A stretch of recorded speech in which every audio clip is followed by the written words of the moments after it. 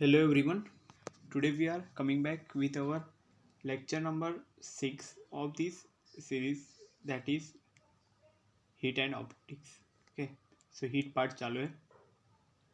So ये हमारा lecture depends on the temperature gradient, that is numericals based on the temperature gradient. तो आज हम कुछ न्यूमेरिकल सॉल्व करेंगे. टेम्परेचर ग्रेडियंट का हमने फॉर्मूला देखा हुआ था, उस फॉर्मूले के बेसिस पे हम न्यूमेरिकल्स देखेंगे. ओके, हमारा थर्मल कंडक्टिविटी पार्ट था. थर्मल कंडक्टिविटी का जो लॉ ऑफ थर्मल कंडक्टिविटी था, ओके, जिसमें कोएफिशिएंट ऑफ थर्मल कंडक्टिविटी, तो उसके न्यूमेरिकल्स हम नेक्स्ट लेक्चर में देख लेंगे. आज के लेक्चर में टेम्परेचर ग्रेडियंट के कुछ न्यूमेरिकल्स है वो देखेंगे. देन नेक्स्ट हम जाएंगे हमारा मेन क्वेश्चन बैंक की तरफ. कुछ क्वेश्चंस देख लेंगे, लास्ट लेक्चर में नहीं देखे थे तो ये लेक्चर में वो सब इंक्लूड कर लेंगे. ओके, और वो इस लेक्चर में देख लेंगे. Okay, now proceed to our first slide. It is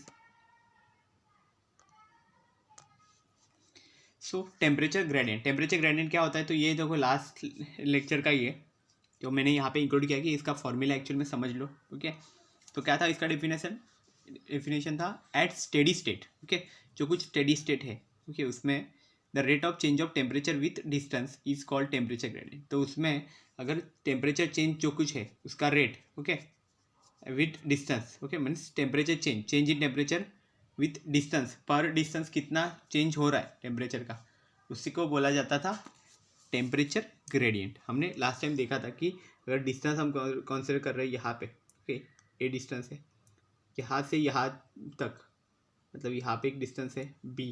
okay, तो ये डिस्टेंस हो गया, ये डी डिस्टेंस है, और यहाँ पे टेम्परेचर था हमारा θ1 θ2. ओके, तो यहाँ पे टेम्परेचर है θ1, यहाँ पे टेम्परेचर θ2. दोनों के बीच का अगर दोनों टेम्परेचर ग्रेडियंट देखना है तो क्या करेंगे, θ1 minus θ2 divide by D. Okay, ये एक्चुअल में हमारा फॉर्मूला होगा θ1 minus θ2. Okay, θ1 minus θ2 divide by D. Okay, ये एक्चुअल में फॉर्मूला होगा टेम्परेचर ग्रेडियंट का. ओके, नाउ इसका यूनिट याद रखो. ओके, क्योंकि हमें मेन फॉर्मूला याद रखना है और यूनिट याद रखना है. ओके, अभी के ये न्यूमेरिकल सॉल्व करने के लिए ये डेफिनेशन की ज़रूरत नहीं है हमें, सिर्फ इसका फॉर्मूला याद रखो क्या क्या चीज़ें क्या रहती है वो. ओके, जो θ1 θ2 ये दोनों भी टेम्परेचर के फॉर्म में, अगर टेम्परेचर के फॉर्म में है तो इसका यूनिट दोनों का भी सेम आएगा. हमने क्योंकि यहाँ पे सब्ट्रैक्शन किया हुआ है, एडिशन सब्ट्रैक्शन कुछ भी करो, यूनिट चेंजेस नहीं होते, तो यूनिट वही रहते हैं. तो कितना बनेगा ये, kelvin, degree kelvin. Okay, degree kelvin,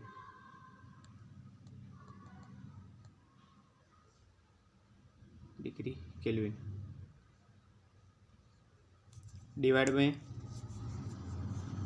metre और डिग्री सेल्सियस पर मीटर. ओके,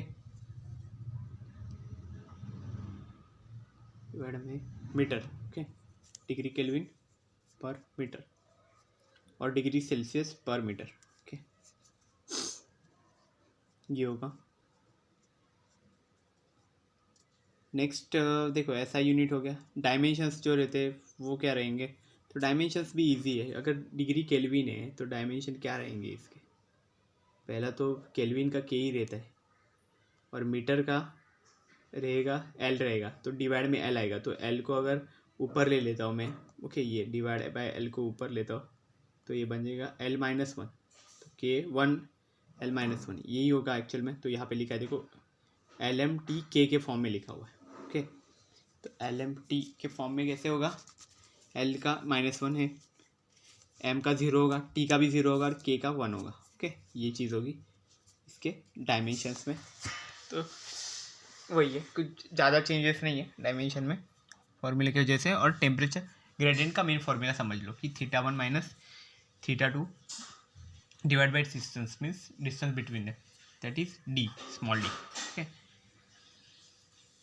सो अभी इस पे बेसिस पे कुछ न्यूमेरिकल्स करेंगे. मीन्स इसमें से कुछ ना कुछ वैल्यू दी रहेगी. तीन क्वांटिटीज़ है इसमें, तीन मीन्स वैसे तो चार क्वांटिटीज़ रहती है. दो तरह के टेम्परेचर है, देन एक स्मॉल डी है और एक टेम्परेचर ग्रेडियंट। ओके, ये सब क्वांटिटीज है। तो कोई एक क्वांटिटी मिसिंग रहेगी और बाकी अदर क्वांटिटी का कोई एक वो हमें फाइंड करनी पड़ेगी बाकी अदर क्वांटिटीज यूज़ करके। Now next is first question देखते हैं। तो देखो फर्स्ट क्वेश्चन क्या है, the temperature of two ends of metal rod. तो यहाँ पे क्या कंसिडर किया है, एक मेटल रॉड कंसिडर कर दिया है। ओके, मैं यहाँ पे मेटल रॉड यहाँ पे ड्रॉ कर देता हूँ। तो ये इसका एंड है, ये सेकेंड एंड है। ओके, तो यहाँ पे जो क्या बोला है देखो, rod are 90 degree Celsius and -10 degree Celsius. तो रॉड का ये जो एंड है मैं कंसिडर करता हूँ इसका है -90 डिग्री कंसिडर कर देता हूँ। ठीक है, और इधर का है उसको कंसिडर करता हूँ, उधर है 10 डिग्री सेल्सियस है। Okay, temperature. Calculate temperature gradient if the length of rod is 20 centimetre. तो अभी क्या करना है, अगर रॉड की लेंथ भी दे दी है, मतलब जो बीच में डी डिस्टेंस था वो डी यहाँ पे कितना है 20 सेंटीमीटर। अब यहाँ पे देखो, अगर थीटा 1 आप कंसिडर कर रहे हो, थीटा 1 - थीटा 2 है, एक्चुअल में डिफरेंस निकालना है। तो थीटा 1 कैसा होना चाहिए, हमेशा मैक्सिमम वैल्यू, जो बड़ी वैल्यू है उसको थीटा 1 कंसिडर कर दो। तो थीटा 1 = 90 डिग्री हो जाएगा, और छोटी वैल्यू है उसको थीटा 2, तो थीटा 2 = -10 डिग्री सेल्सियस हो जाएगा। ओके, सो जो टेम्परेचर ग्रेडियंट है उसका क्या बनेगा, temperature gradient equal to theta 1 - theta 2 divide by D. Okay, तो इसका क्या बन जाएगा 90 -10 okay divide by 20। Okay, so minus minus plus हो जाएगा। तो ये जो स्टेप सी, इसमें क्या चेंजेस हो गए, 90 + 10 डिवाइड बाई 20। ओके, सो 90 + 10 कितना होगा 100। ओके, 100 डिवाइड बाई 20 कितना होगा 5। ओके, तो अभी क्या है, टेम्परेचर ग्रेडियंट है, ग्रेडियंट का इसका यूनिट क्या था, डिग्री, अभी सेल्सियस में दिया हुआ है। तो ओके, तो डिग्री सेल्सियस में लिख दो, डिग्री सेल्सियस पर सेंटीमीटर हो जाएगा यहाँ पे, मतलब एसआई में हो गया ये पूरा। ओके, ये एसआई का हो गया। ओके, टेम्परेचर ग्रेडियंट बोलते हैं इसको, टेम्परेचर ग्रेड। तो इस तरह के न्यूमेरिकल्स रहेंगे। तो ये न्यूमेरिकल्स में मेन आपको क्या याद रखना है कि थीटा 1 की वैल्यू कौन सी है, थीटा 2 की वैल्यू कौन सी है। थीटा 1 एक टेम्परेचर है, थीटा 2 भी टेम्परेचर है, लेकिन जो मैक्सिमम टेम्परेचर है वो हम थीटा 1 ही कंसिडर कर रहे हैं मोस्टली। ओके, क्योंकि हमें डिफरेंस फाइंड करना है थीटा 1 - थीटा 2 का, और जो डिस्टेंस है वो तो फिक्स दिया हुआ है। ओके, यहाँ पे हमने टेम्परेचर ग्रेडियंट इसलिए फाइंड किया था। नाउ अभी क्या है, इसमें क्या है, हमें मिला इसका यूनिट अलग मिला। Okay, degree Celsius per centimetre. तो इसका यूनिट लिखने का क्या करना है हमें, देखो हमें ऐसे तो ऐसा यूनिट हमारा केल्विन पर मीटर रहता है। ओके, इसका टेम्परेचर ग्रेडियंट का, बट ये वाले केस में अलग है। क्यों, क्या हुआ, क्योंकि इसमें गिवन दिया हुआ है डिग्री सेल्सियस में। ओके, और जो सेंटीमीटर है इसकी लेंथ, वो भी लेंथ भी इसका सेंटीमीटर में है। तो ऐसे केसेस में हमें क्या करना चाहिए, क्वेश्चन देखना चाहिए उसमें क्या है लिखा हुआ है। ओके, वो हिसाब से फिर यहाँ पे मेंशन कर दो। ओके, इफ़ एसआई यूनिट में अगर मांगा होगा आंसर तो फिर एसआई मेंशन कर रहा हूँ, तो एसआई में निकालना पड़ेगा इसका यूनिट। ओके, बस बाकी कुछ नहीं है इसमें। अभी नेक्स्ट देखते हैं। ओके, इसके साथ साथ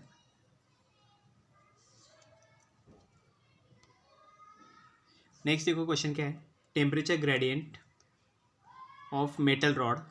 कि मेटल रॉड ही है यहाँ पे। ओके, तो रॉड ड्रॉ करते हैं, ठीक है ना, ये सब रॉड रहता है। ओके, ये मेटल रॉड है, ये समझ लो मेटल रॉड ही है। ओके, ऐसा हो गया, तो ऐसा रॉड समझ लो, ठीक है ना इसको। ये इसका एरिया ऑफ क्रॉस सेक्शन है साइड में 10। इसमें क्या है, 5 सेंटीमीटर इसका लेंथ बताया गया है। तो डी जो है स्मॉल,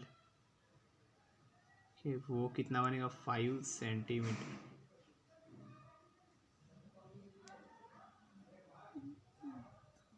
तो इसका टेम्परेचर ग्रेडियंट दिया हुआ है, temperature gradient of metal rod is 25 degree Celsius per centimetre. तो टेम्परेचर ग्रेडियंट दिया है, बीच का डिस्टेंस दिया है, calculate temperature of other end if temperature of one and 150 Celsius.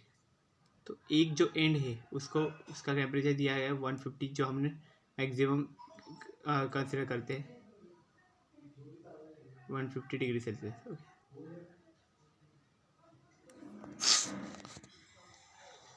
तो ये क्यों हो ऐसा, देखो थीटा 1, तो ये ऐसा भी हो सकता है कि ये 150 कम भी हो सकता है, लेकिन कोई प्रॉब्लम नहीं, आप किसी को भी कोई भी कंसिडर कर लो, आपको वो आंसर वही मिलेगा, क्योंकि फिर माइनस में आंसर भी मिल सकता है अगर ये छोटा होगा तो। ओके, तो पता चल ही जाएगा।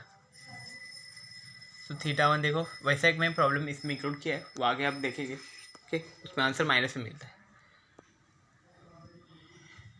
तो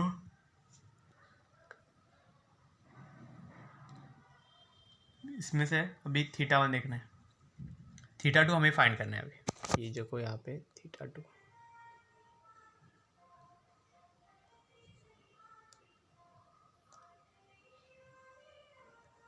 थीटा 2। ओके, नाउ अभी क्या है, टेम्परेचर ग्रेडियंट भी दिया हुआ है, वो 25 डिग्री सेल्सियस पर सेंटीमीटर है। तो अभी टेम्परेचर ग्रेडियंट का फॉर्मूला लिख दो। So write the formula of the temperature gradient, that is temperature gradient equal to, okay, theta 1 minus theta 2 divide by small D. Okay, तो थीटा 1 माइनस थीटा 2, ये actual में क्या बनेगा 150 माइनस थीटा 2, नीचे दिया है वैसा। ओके, टेम्परेचर ग्रेडियंट 125 लिख दिया, 150 माइनस थीटा 2 डिवाइड बाय 5। इसे आगे सॉल्व करेंगे तो ये 5 को 25 बन जाएगा यहाँ पे, तो 5 इंटू 25, 5 इंटू 25 125 हो जाएगा, इक्वल टू 150 माइनस थीटा 2,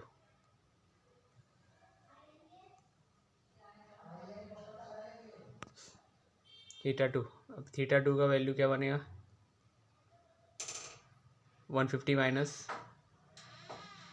125, तो इसका आंसर बनेगा 25।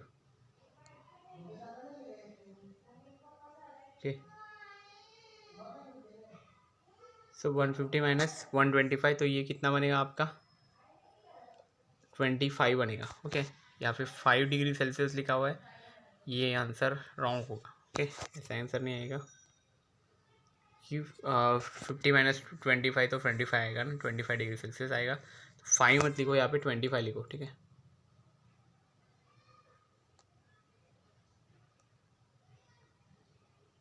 Twenty 25 degree Celsius.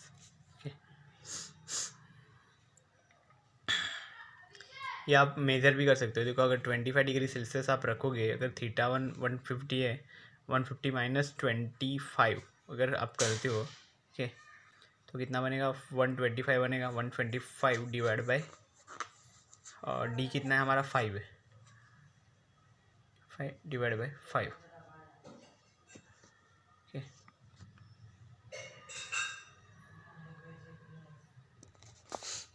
तो यही चीज़ होगी।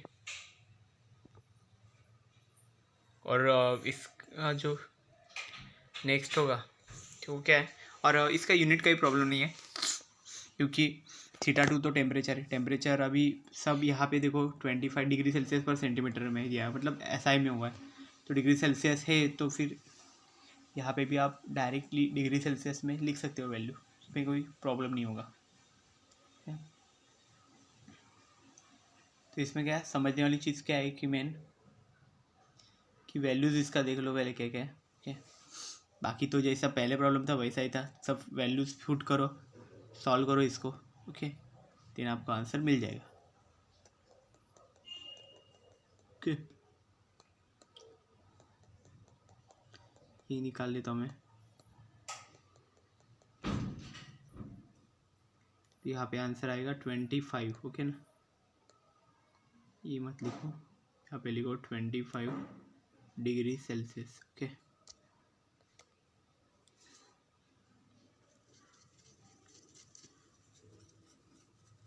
तो ये टेम्परेचर ग्रेडियंट अगर दिया होगा और हमें फाइंड करनी होगी कोई एक टेम्परेचर की वैल्यू और दूसरे टेम्परेचर की दी होगी, ठीक है, तो तो क्या करना पड़ेगा वो ये प्रॉब्लम में पता चल रहा है। Now come to our next problem, that is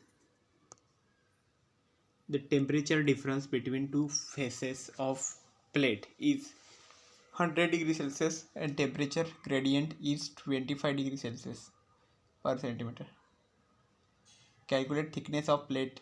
okay तो अभी क्या करना है, हमें प्लेट की थिकनेस मतलब जो डी था, स्मॉल डी, ओके, वो हमें देखनी है।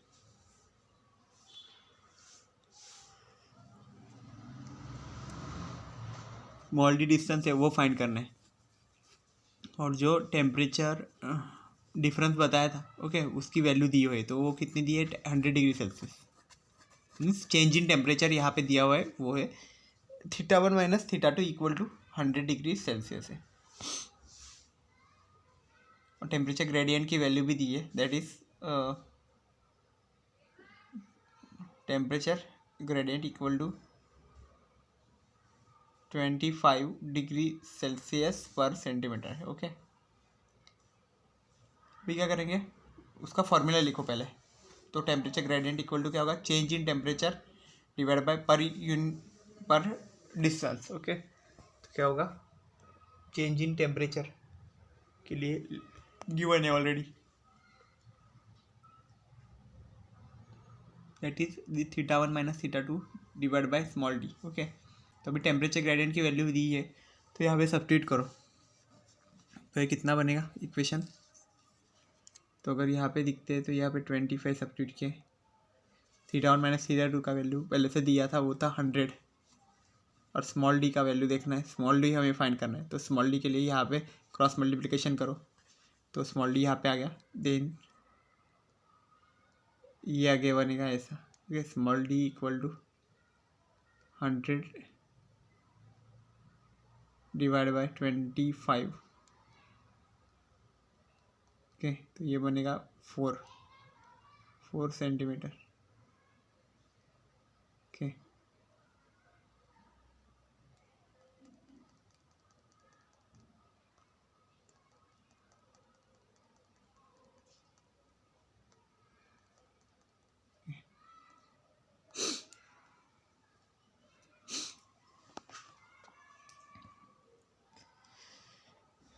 तो यहाँ पे ये रहेगा 4 सेंटीमीटर, इसका एक्चुअल आंसर बन जाएगा। ओके, तो थिकनेस ऑफ प्लेट थी वो, जो स्मॉल डी जो हमने कंसिडर किया, ये थिकनेस ऑफ प्लेट थी, मतलब ऐसी कोई प्लेट रहेगी कि जिसका कुछ थिकनेस रहेगी ऐसे पर्टिकुलर यहाँ पे नीचे। तो ये देखो, ये ऐसे फिर हम रिप्रेजेंट कर सकते हैं इसको, थिकनेस को।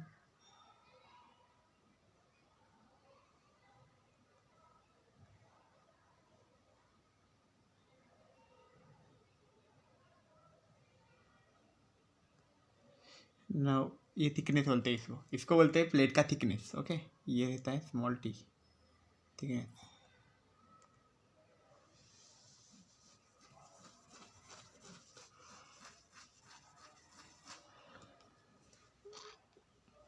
तो हमें ये डिस्टेंस हमें मिल गया, that is a small D distance. Okay, it is for the thickness.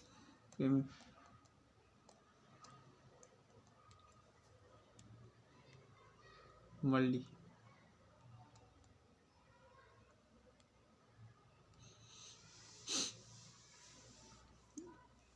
तो ये समझ में आ गया होगा कि टेम्परेचर ग्रेडियंट पर से हम actual distance between 2 points, okay, जहाँ पे हमने ये टेम्परेचर काउंट किया था, ओके, वो तो उनकी डिस्टेंस के बीच जो वैल्यू है वो भी इससे फाइंड कर ली।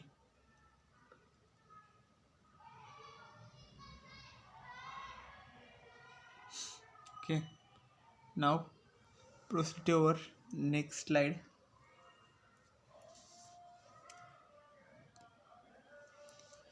The temperature of two ends of metal rod are 60 degrees Celsius and minus 15 degrees Celsius.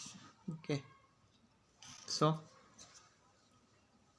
calculate temperature gradient if the length of rod is 20 centimeter.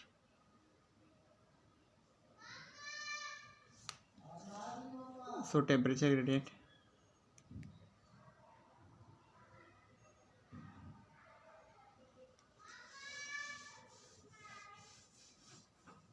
Length of rod is 20 centimetre है, okay यहाँ पे। और जो एक तरफ का temperature है वो है 60 डिग्री सेल्सियस, दूसरे का है -50 डिग्री सेल्सियस, ओके। क्या था इसमें, तो एक रॉड है, रॉड में फिर हमने कंसिडर किया इसका लेंथ जो रॉड का है वो पूरा है स्मॉल डी, ओके। और जो इसका टेम्परेचर है वो कितना होगा, θ1 और θ2, okay.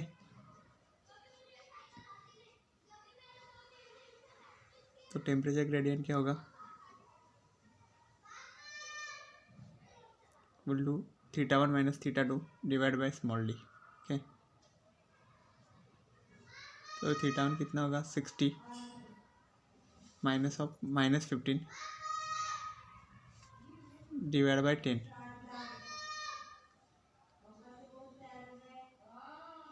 60 minus of minus, that is plus 15, 16 plus 60 plus 15 divided by 10, 75 divided by 10 कितना होगा, 7.5, ठीक है। that is डिग्री सेल्सियस है तो डिग्री सेल्सियस पर मीटर लिख दो, पर centimetre, degree Celsius per centimetre, okay. ऐसा ये एक्चुअल में क्या हो गया,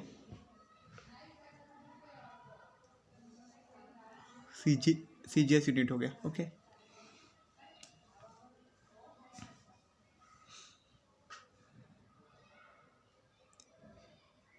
नाउ नेक्स्ट देखते हैं,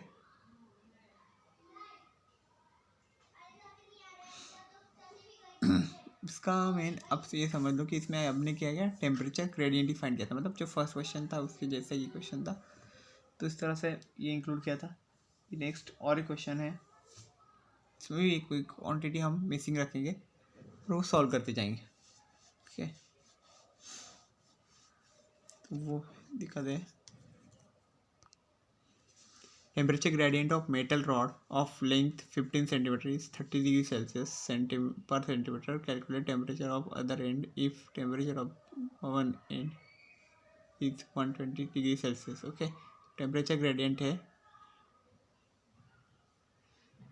ओके। 15 सेंटीमीटर का लेंथ बताया गया है यहाँ पे रॉड का, मेटालिक रॉड,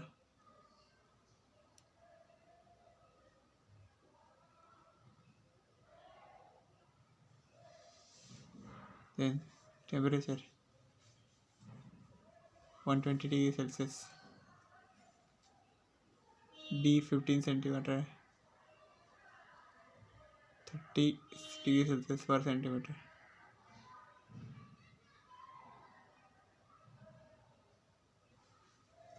तो टेम्परेचर ग्रेडियंट अभी फाइंड करना है हमें, okay. Temperature of the other and find करना है, तो टेम्परेचर ग्रेडियंट का ही फॉर्मूला लिखो, ओके। देन इसमें वैल्यू सब्स्टिट्यूट करो, तो कितना, θ1 - θ2, θ1 जो है जो गिवन था वो θ1 लिख दो, तो 120 डिग्री θ1 हो गया, माइनस θ2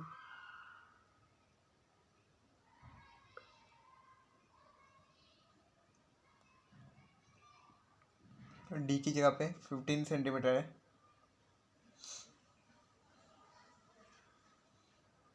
और जो टेम्परेचर ग्रेडियंट है वो 30 डिग्री सेल्सियस पर सेंटीमीटर है। सो अभी इसमें से क्या करना है, क्रॉस मल्टीप्लिकेशन करना है। तो जैसे ही क्रॉस मल्टीप्लिकेशन करोगे तो यहाँ पे बनेगा 15 30 equal to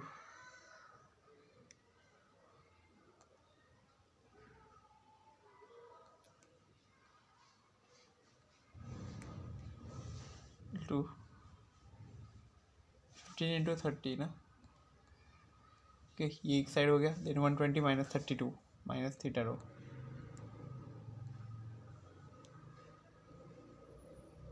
θ2 equal to 450 minus 120 minus 450 होगा।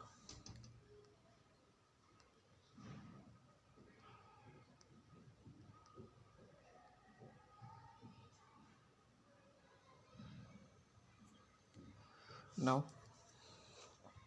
θ2 यहाँ पे मिल गया हमें, ओके। इसकी वैल्यू कितना, 120 माइनस 450 करेंगे तो इक्वल टू कितना आएगा, -330 डिग्री सेल्सियस, मतलब जो दूसरा एंड है उस पर टेम्परेचर एक्चुअल में बहुत ज़्यादा होगा, उसको हमें हीट लेना था, और जो 150 जो था ओके उसका टेम्परेचर कम था।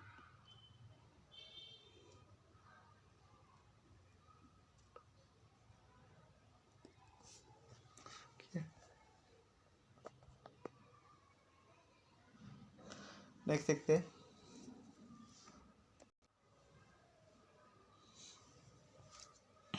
देखते हैं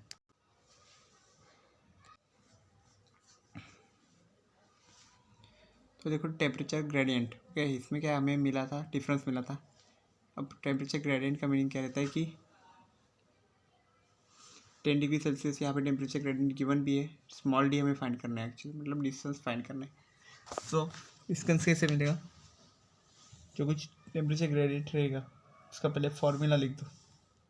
सबसे बेसिक चीज़ यही है ओके। सबसे पहले क्या करो, उसका फॉर्मूला याद रखना है और फॉर्मूला लिखना है, फिर पता चल जाएगा जैसे जैसे गिवन लिखोगे तो क्या फाइंड करना है और कैसे फाइंड करना है, वो हमने सोचना है ओके।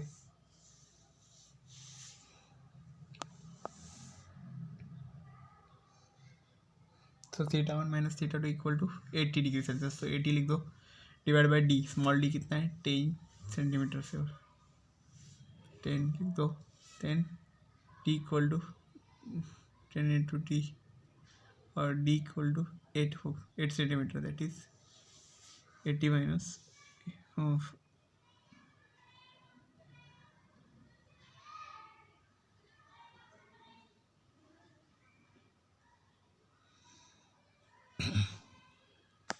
देख सकते हैं question bank okay. Question bank के कुछ क्वेश्चन कर लेते हैं। तो first is the substance which conduct heat easily are called okay. तो जो सब्सटेंसेस है ओके जिसमें से हीट इजीली पास ऑन हो सकती है, ट्रांसफर हो सकती है ओके, निकल सकती है, ऐसे हीट, वैसे सब्सटेंसेस को क्या बोले जाते हैं, गुड कंडक्टर्स बोला जाता है।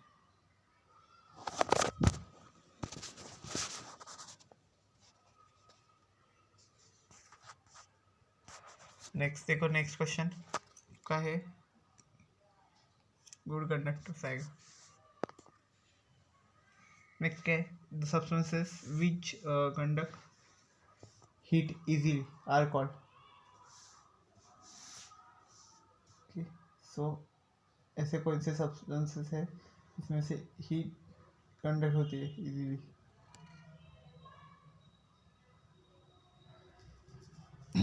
Are called good conductors okay.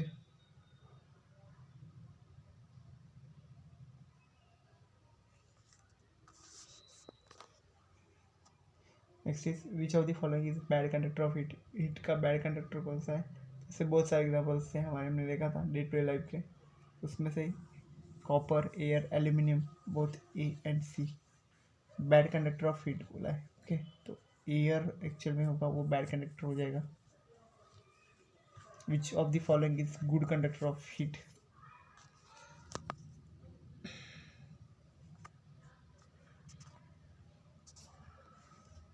which of the following is good conductor of heat, wool, steel, paper, thermocol, steel.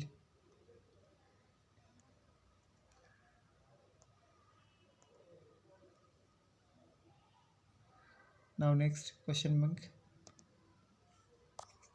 the coefficient of thermal conductivity of good conductors of heat,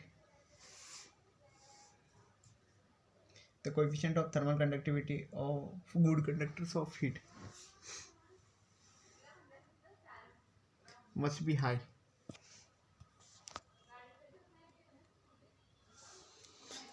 The coefficient of thermal conductivity of bad conductors is must be low.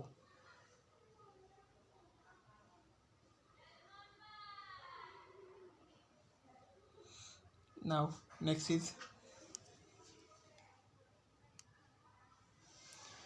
the state in which temperature of the substance continuously changes is called as। तो ऐसी कौन सी चीज़ होती है कि जहाँ का temperature तो continuously वो स्टेज, कोई कांस्टेंट स्टेट आ ही नहीं सकती उसमें ओके। तो ऐसे स्टेट को क्या बोला जाता है,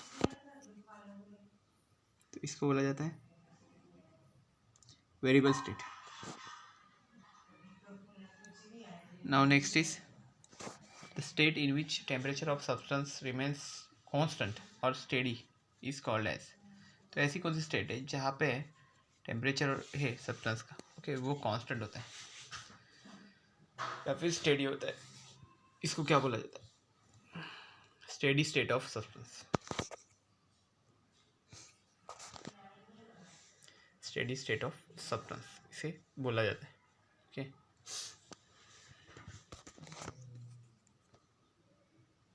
नेक्स्ट देखते हैं.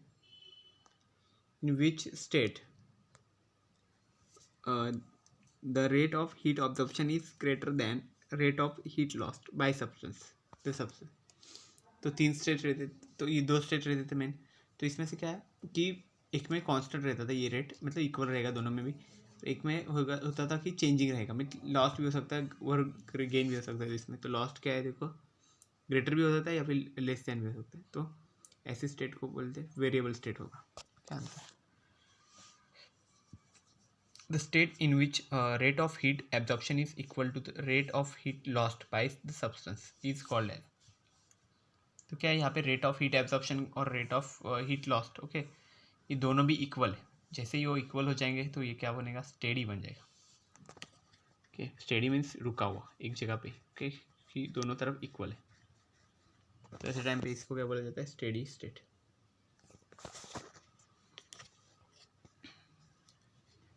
At steady state, the rate of change of temperature with distance is called as. तो टेम्परेचर चेंज है ओके उसके रेट पे डिपेंड करता है विथ डिस्टेंस. ओके तो ऐसे क्वांटिटी को क्या बोला जाता है, temperature gradient. Okay the rate of change of temperature with distance is called as temperature gradient. Temperature gradient का ये एक्चुअल में डेफिनेशन है. Okay so this is all the numericals on topic of the temperature gradient. Okay, I hope you have cleared all these things about this today's lecture. Okay, if you have any doubt you can ask. Thank you very much.